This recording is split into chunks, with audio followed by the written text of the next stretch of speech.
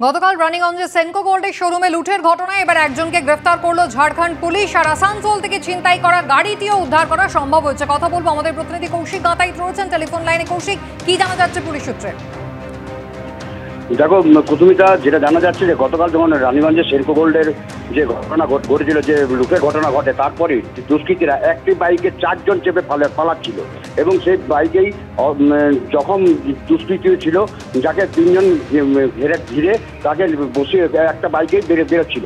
কিন্তু যে রাস্তা দিয়ে তারা বেরোচ্ছিল সেই রাস্তায় বেরোবার সময় পুলিশ তাদের পিছনে ধাওয়া করতে শুরু করে। এই ওরা বুঝেই গেছিল যে এইভাবে বেশি দূর পালানো তাদের পক্ষে সম্ভব নয়।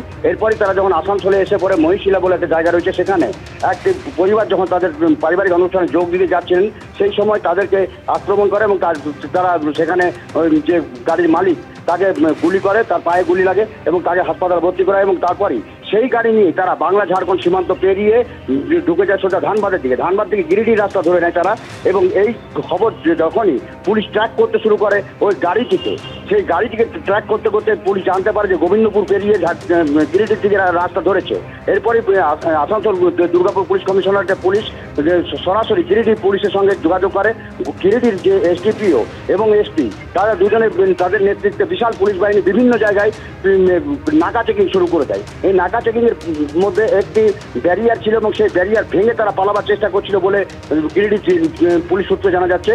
সেই সময় পুলিশ তাড়া করলে ওই গাড়িতে থাকা 3-4 জনের মতো ছিল যারা পালিয়ে যেতে সমর্থ হয়, কিন্তু একজন ধরা পড়ে যায় যে বিহারের কুখ্যাত অপরাধী বলে জানা যাচ্ছে এবং তাকে পুলিশ ধরে ফেলে এবং বাকি যারা রয়েছে তাদের খোঁজে সারা রাত ধরে তল্লাশি চালায়।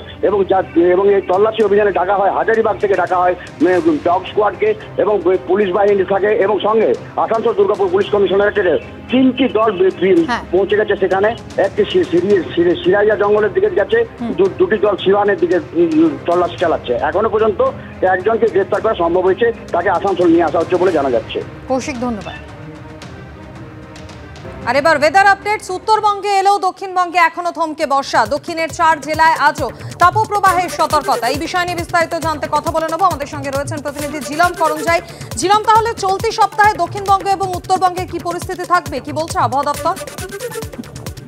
প্রথমে তোমাকে বলে রাখি যে দক্ষিণবঙ্গে এই যে অস্বস্তিকর গরম সেটা বৃহস্পতিবার অবধি চলবে বলে আবহাওয়া দপ্তর জানিয়েছে। বৃহস্পতিবার একটা দিক নির্দেশ পাওয়া যাবে যে কখন বর্ষা দক্ষিণবঙ্গে ঢুকবে, অর্থাৎ শুক্রবার, শনিবার, রবিবার নাগাদ বর্ষা আদৌ ঢুকবে কিনা সেটা বৃহস্পতিবার বোঝা যাবে। তবে আজকে আগামীকাল দক্ষিণবঙ্গে বিভিন্ন জায়গায় গরম এবং অস্বস্তিকর আবহাওয়া থাকবে। পশ্চিম মেদিনীপুর, বাঁকুড়া, বীরভূম এবং পশ্চিম বর্ধমানে তাপপ্রবাহের সতর্কতা আছে। তবে উত্তরবঙ্গে কিন্তু পরিস্থিতি আলাদা। সেখানে উত্তরের একদম উপরের যে 4টে জেলা আছে সেখানে প্রবল বৃষ্টিপাত, ভারী থেকে হালকা বৃষ্টি এবং বজ্রবিদ্যুৎ সহ ঝোড়ো হওয়ার সম্ভাবনার কথা বলা হয়েছে।